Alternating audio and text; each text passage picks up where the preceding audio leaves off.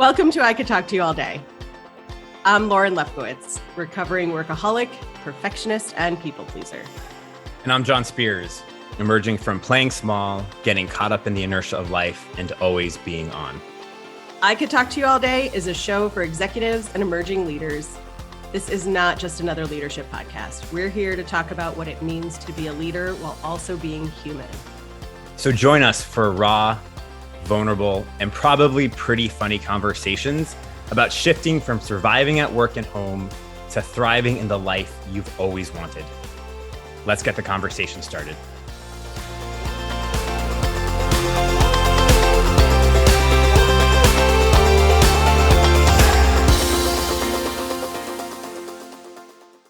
Should we start the show? Let's start the show.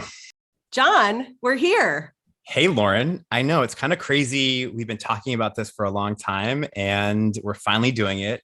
We've had some really funny hiccups along the way, which I think we're excited to share today. But I'm just so grateful to have this opportunity to spend some time talking to you about leadership and about being human and about our experiences. Yeah. And I think we have to jump right into the truth here. I think that's probably a good idea. So let's tell everybody why this episode is 2 weeks early and 1 week late. We were supposed to launch originally June 14th, and we got so excited that we decided to launch on May 24th. And last week we got together and we recorded our first episode. And in the middle of recording our first episode, we just both hated it. Yeah, I think what happened is we got very excited. We're like, we're going to do this podcast. We had all this great feedback from the trailer and we hopped on to record and something just switched in both of us. And this is my impression of Lauren last week when we were recording. It became very like, hello, my name is Lauren Lefkowitz and I'm reporting from the 6 p.m. news about leadership and connectedness with humanity or something. Good evening and welcome to I Could Talk to You All Day. John Spears and Lauren Lefkowitz. And we got really performance-y and like super different. And the thing that we really wanted to create here was something around levity and fun and vulnerability and authenticity. And I know I found myself being super into performance mode, perfectionism, proving that like I'm worth people listening to and that this is a podcast worth listening to. And it just killed it. And I think we both felt it. There was a moment about an hour in of us recording where we're like, this just isn't working. Like, this is not what we intended to create. Me too. Because I was like, well, I was not, yeah, it's being super tentative. And then we had a conversation about whether this whole podcast would just be one really great trailer. I know, like we put out this really killer trailer and then that's it. It stands on its own. So yeah, so here we are. We promised you raw and vulnerable and probably funny. We recorded an absolutely horrible first podcast episode. And this is not that episode. Yeah. You know, when we talked about doing this podcast, we wanted it to be raw and vulnerable. And we're bringing this episode and this conversation to you because that's exactly what this is. We tried something, we failed, we totally missed the mark there. And we also learned so much from that experience about ourselves. And the thing that I love about Lauren, there's so many things, but I love that we were both able to like be on a Zoom screen and say, you know what, I'm not feeling good about this. This isn't working. And there was no judgment. We just sort of like, we're okay with whatever is. And I think that's part of this podcast. And the intention around it is to be able to bring these experiences and normalize them. And so the fact that we're able to like on our first episode, be able to share a very real thing that I think a lot of people in general, but particularly leaders face, I think is going to be incredibly impactful. And I hope it is, because I know that this experience that we had together last week, Lauren, really helped me reframe things in my life. And I was able to see where performance creeps up in my life in every aspect, not just in this podcast, but in my relationships with my kids, at work. And it was a good kind of magnifying glass of how that thread is still very much in my life. And it's something that I'm continuing to work on. Yeah. What I think was for me, what felt a little bit evolved about us and makes me proud of our relationship is that piece where there was no judgment.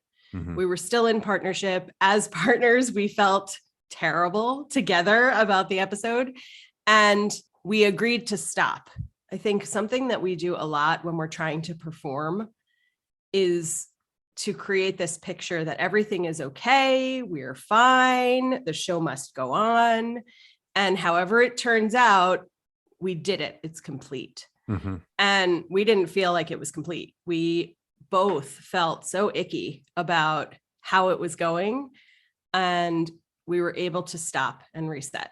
And now here we are today. And I can see on both of our faces that we're just more comfortable being here. We're back to the way that we normally interact. And I'm just really excited to talk about this. And when I think about performance in my own life, I spent years and years and years trying to be some kind of way that I thought was the right kind of executive, the right kind of family member, the right kind of friend. And it's really hard work to do it that way. Mm-hmm. So I'd love to know, as we're getting this conversation started, like when you think about performance as a human, as a leader, as an executive, when you think about the pressure to perform, just what comes up for you? Yeah, I think, when I think about performance in my own life, it really stems back, as I think a lot of things in life, to like my childhood. My parents got divorced when I was 2. I never really had a relationship with my dad. And so I think a lot of my life has been spent trying to prove myself, prove that I'm worthy, that I am good enough, prove that I'm smart enough, prove that I belong, prove that I'm acceptable. And I think performance really enables that. Performance has helped me and served me in many ways. I've had to help me excel, but there were lots of parts of it that don't serve me, around me being authentically who I am and not attached to outcome, not attached to other people's validation or view of me. And so, when we get into this performance mentality where we have to perform, where we have to be on, it's so stressful. It's so draining.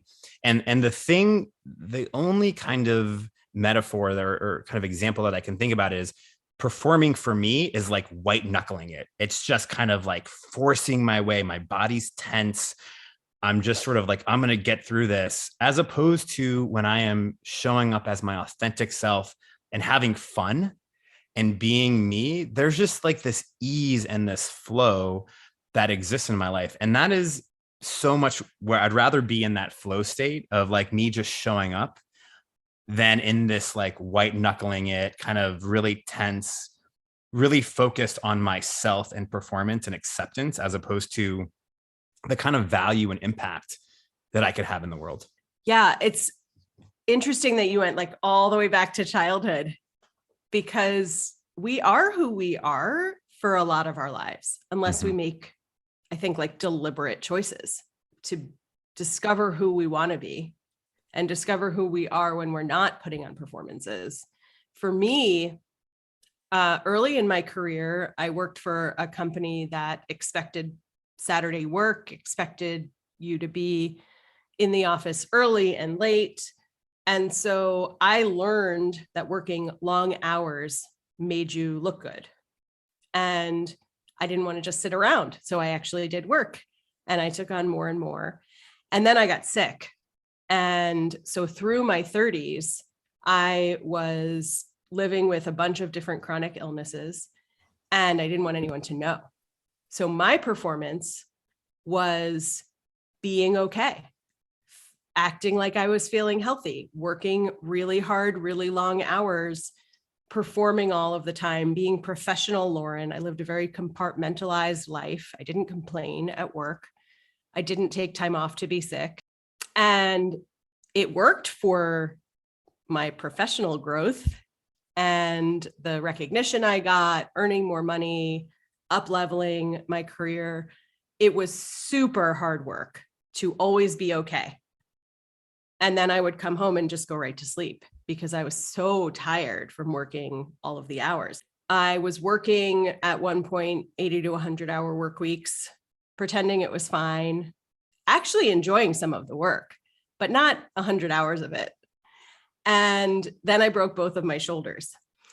And I also broke my ability to compartmentalize who I was being in all the different places. And I started sharing all of me with everybody. And nobody turned around and said, like, oh, you're weak for being vulnerable. Oh, how silly you are for having feelings or for not being able to do the job or not being able to be on all of the time. They actually embraced me. And it was a great lesson for me that you can bring your whole self to work. You can bring your whole self to your whole life and not live in fear that you're going to be found out to be some kind of fraud. You can be a leader and be vulnerable at the same time. Yeah, Lauren, like so much stuff just came up for me when you were talking. And I think one of the things obviously is around vulnerability. It's one of the things in authenticity, the thing that I really have oriented my life around over the past several years. You know, I came out when I was 33. I was married, I had kids, and I had always growing up wanted to be authentic and vulnerable. And for lots of reasons, which is probably a different show to talk about those things, just wasn't able to do that. And when I think about being authentic and vulnerable, like, we live in the DC metro area, very political, very kind of buttoned up. It's not a very sort of, it's kind of progressive politically, but not so much culturally. And as a gay man who hates to wear suits, I found it challenging to be authentic and vulnerable. And I finally found that place at work now in my day job, which is amazing. But one of the things that I find with some of the people that I speak with that are leaders is that there's just this real fear around being vulnerable and authentic. And there's this pressure to conform to this thing. As you know, I have this, like, I'm going to go on this tirade against executive presence, but there's this pressure to be a certain way and to perform a certain way. And when you were speaking about authenticity, I love that. And I think it's so important and so powerful when we show up as ourselves, not only for our own health and wellness and self-expression, but also for the people that we're working with, for the people that are in our lives, our colleagues and our family. When we're vulnerable and authentic, we give access to other people being vulnerable and authentic, and to normalize the experiences that we may feel we're the only ones having that experience. And as a leader, I just think that's so powerful. And I was, as you know, like, I talk about this a lot. I am vulnerable at work. I'm authentic at work. And sometimes I have this sort of like vulnerability hangover, as Brene Brown says, where I'm like, ooh, should I have shared that? Is that too personal? Is that too much? And I don't think I overshare, but there's always this kind of feeling of like, oh, that was super raw and vulnerable. But the feedback that I've gotten from my colleagues is that, like, that gives them hope that they can one day be a leader because they feel so different. They don't feel like they fit in the same ways. And so, again, this is just I guess a plug for authenticity and vulnerability. One, it's healthy for us as humans to be able to express that and to be that, but it also paves the way for people to, like, come into their own greatness and access parts of their lives that they might not have been able to do if you didn't show up in that way. Yeah, it's so true. It's funny that you pointed to politics and the sort of political arena of the DC area. As close to each other as we live, we actually have grown up as adults in two different DC metro areas, because you grew up in the political arena and I grew up in the corporate arena, and I'm in the suburbs. So I'm not true DC, but the burbs. Yes, I'm a suburban lady. But I grew up in a really buttoned up corporate world, and I didn't get involved in politics because I didn't live in that world. And yet every time we talk about our experiences, they're the same. I think in any work world, whether you're politics, whether you're government, for-profit, nonprofit, and between us, we've had access to all of those things. There is this sense that you should, when you get to a certain level, you should be a certain way. If you want to get to a certain level, you should practice being that way and keep your eye on your leaders and do what they do.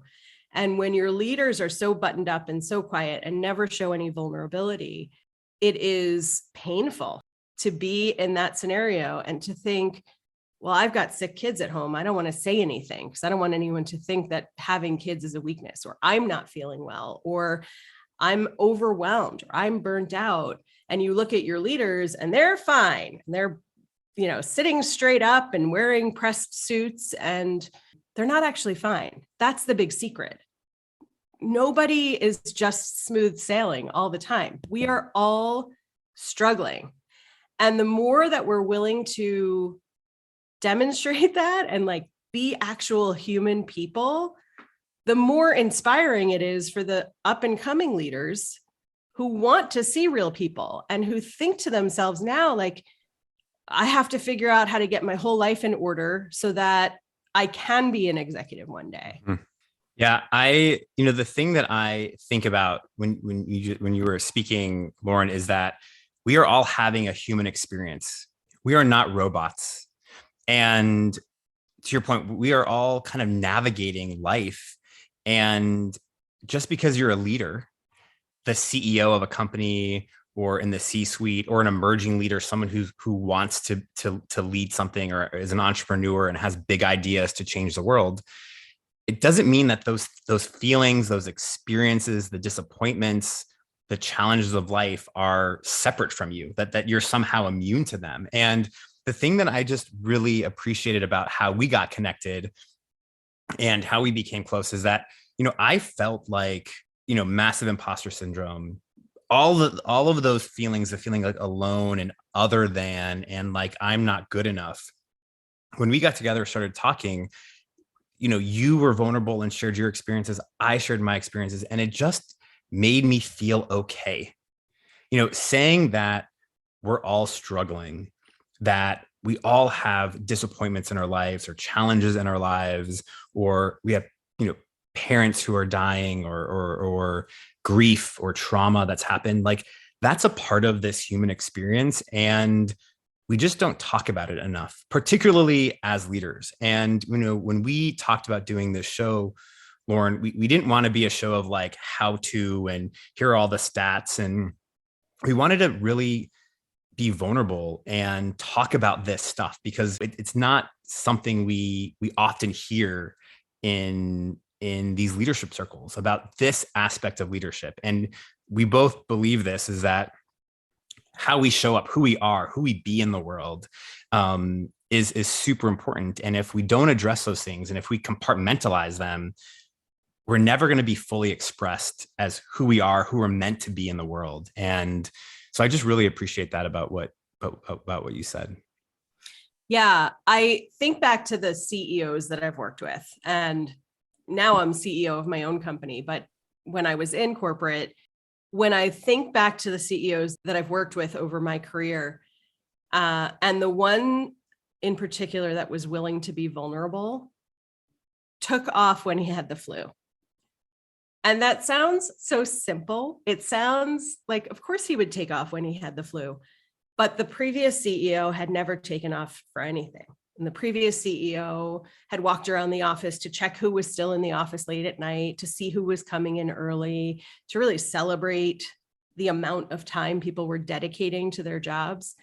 And then this new CEO came in and got the flu and took off and said he wouldn't be available. And that was the buzz around the office, was that he was being a human being and allowing himself to take time off. That shouldn't be shocking. Leaders get the flu. Leaders are sitting in a meeting and feeling like imposters and feeling like, please don't call on me. Please. Oh, you're calling on me. Okay, I'm going to say something really smart now. We get nervous. We get uncomfortable. We get sick. We have problems. We have concerns. And if we are willing to bring those in the room with us and actually act like human beings while we're sitting in the room being leaders, it's an inspiration to other people that they can be leaders. They don't have to give up their whole lives to be leaders and executives. Yeah. Can I share an experience I had recently around this? Yeah. So I took a week off of work. It was a Wednesday to a Wednesday, and we were having an all staff on a Thursday, and I was presenting something. And I got back pretty late on a Wednesday night, and I went in the office. This is still, COVID is still happening. We had a lot of people in our office, and I got really anxious. I got really kind of like unsettled, partly because I was really tired. I probably wasn't as prepared for this presentation I was making at all staff as I should have been.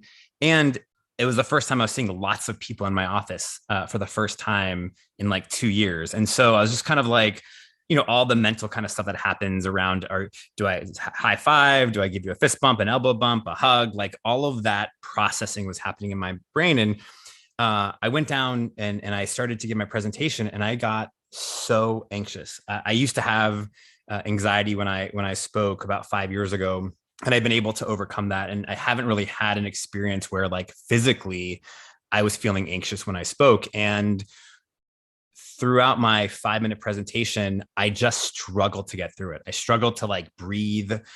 All I wanted to do was get up and run out of the room and not be there. And I'm the COO of this organization. I'm a leader. I am someone who's known to be okay at public speaking. And I found myself in that moment so shattered. Like I was so worried about what people were going to think of me. I was freaked out myself about that experience. I had never, that hadn't happened in 5 years. I thought I was kind of over that.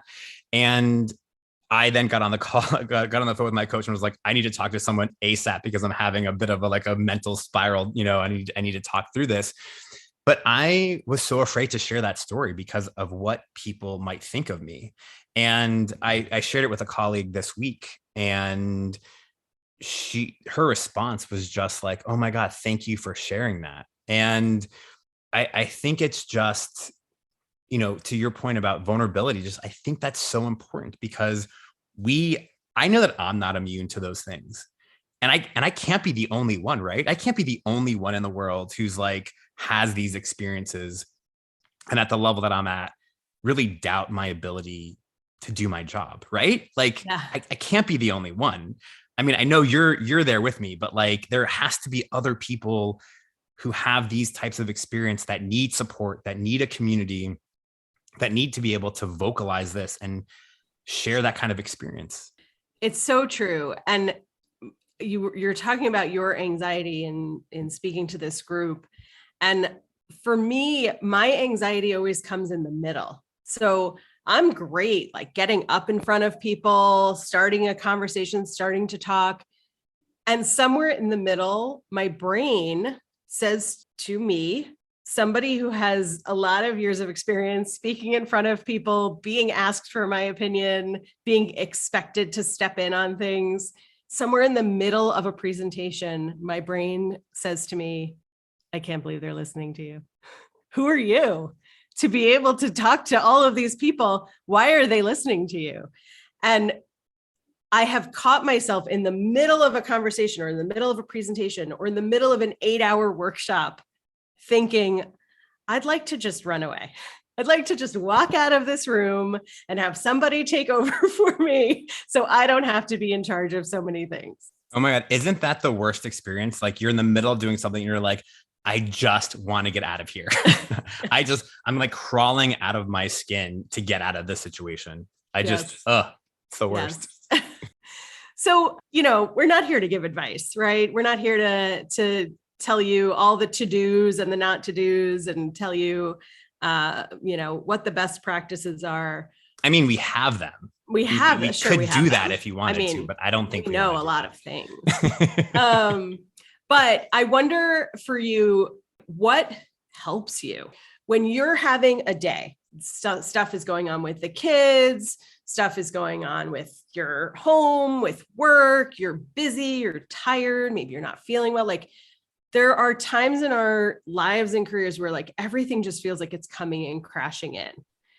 And we can't actually crawl under our desks and hide George Costanza style. we have to do something. How do you untangle? One of my personal values is fun. And I think about wanting to have fun in every part of my life, regardless of how hard it is.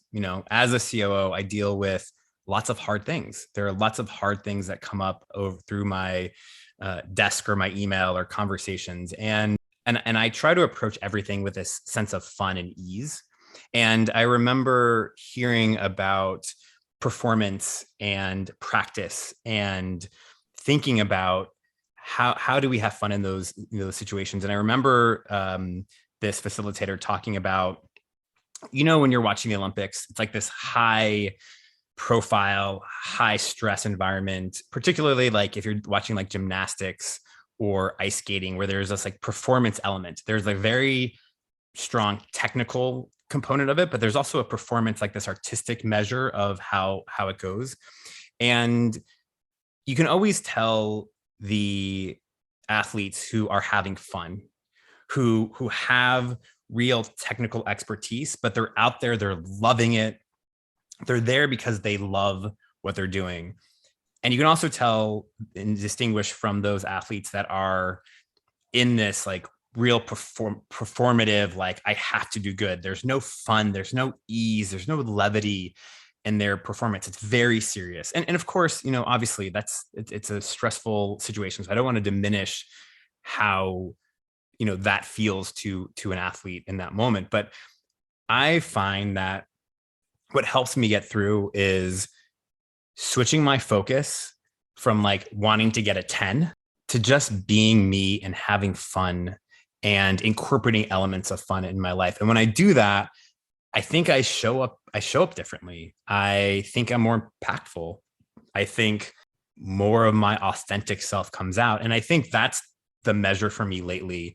It's not this really attachment to outcomes or kind of getting the 10, although it's important sometimes, obviously, right? Like we're leaders, we're in the world, we produce things, we create things. And so obviously there's a measure of, getting stuff done. But I think for me, switching that focus to fun has been so important to me. I mean, like, gosh, like I want to have fun in this life. I don't want to like sit around and be miserable all the time. And that element of fun and play has totally in practice has shifted me away from the real high strung performative approach to something that is more aligned with the kind of experience I want to have.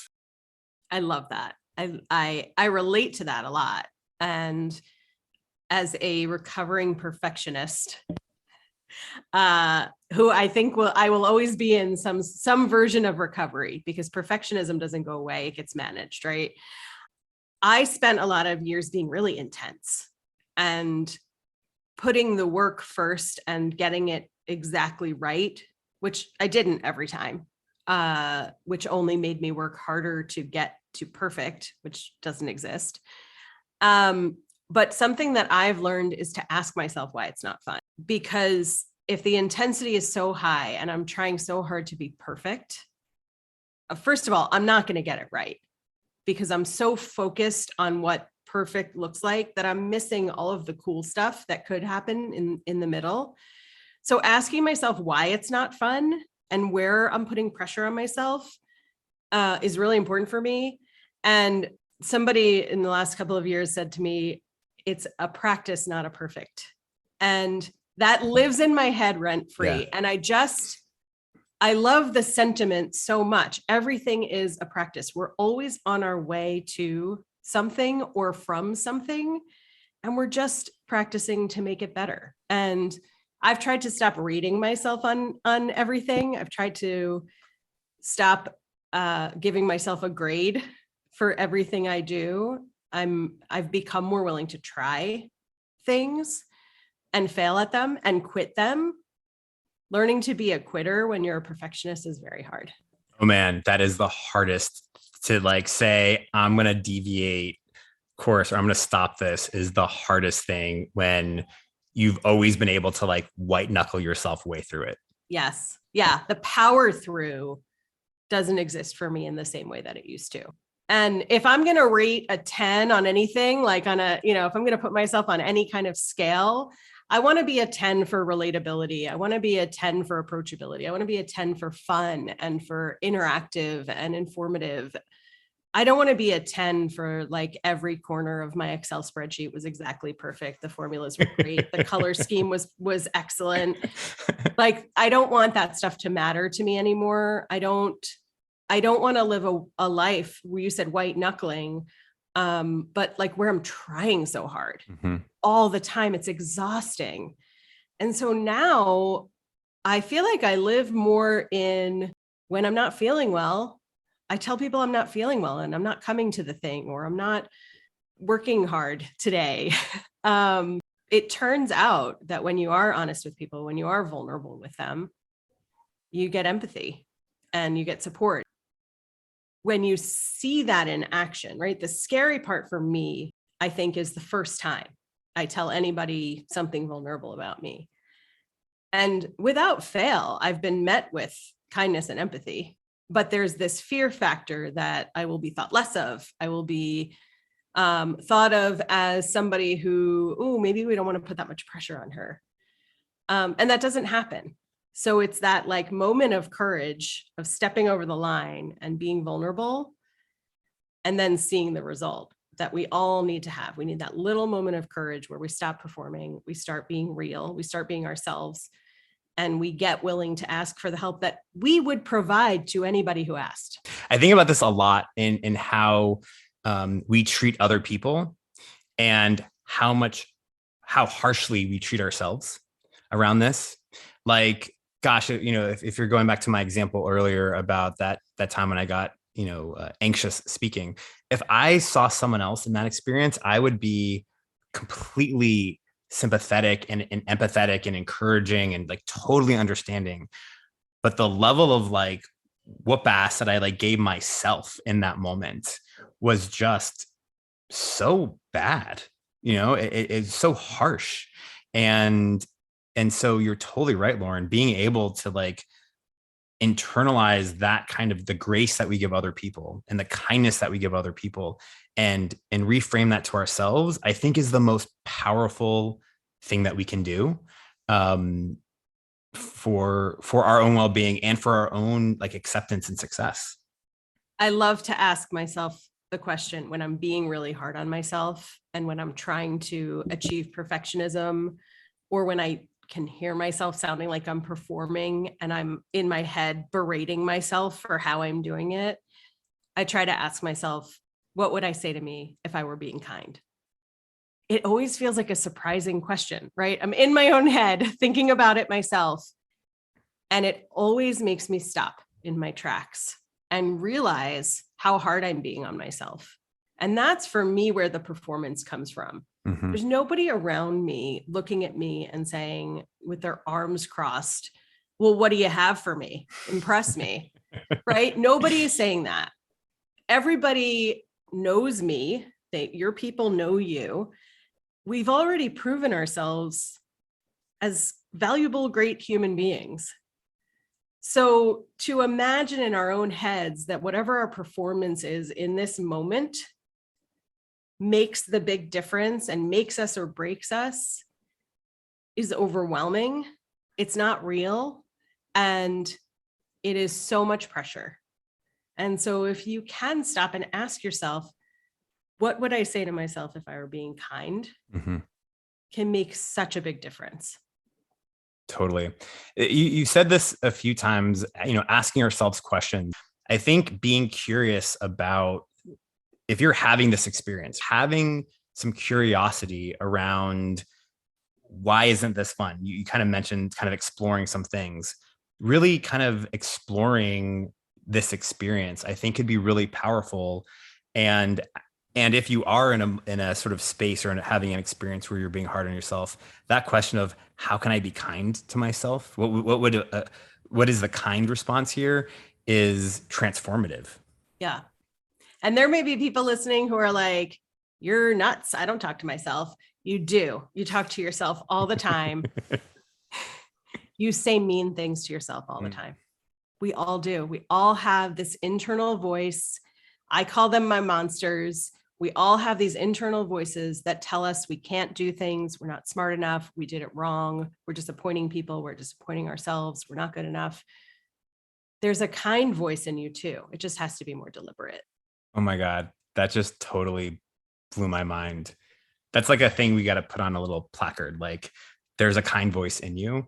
And it's about creating space for that. And it's about having these kinds of conversations to normalize those experiences and shining the light on these experiences so that they're no longer full of shame, full of judgment, and they allow us to be able to acknowledge them just as they are without all of the meanings and interpretations that we attach to those experiences. And I just like mind blown about there is a voice in you and it is kind and you just need to give it some space to come out. John, I could talk to you all day about this, but we're coming to the end of the show. Any final words? I think for me, and this is probably what you're going to hear over and over again on this podcast, is the normalization of these experiences.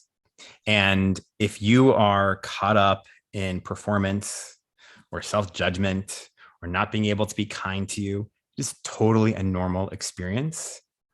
And we're just here to shine a light on it and to take away some of the shame that exists around there and to give access to a different way, a different choice to make around some of the topics that we're going to be discussing. Absolutely beautiful and a great way to end the show. Thanks so much for being here, everyone. We look forward to seeing you again. We're so glad you joined us today. Make sure to follow us on Instagram at I Could Talk to You All Day and tell your friends about us.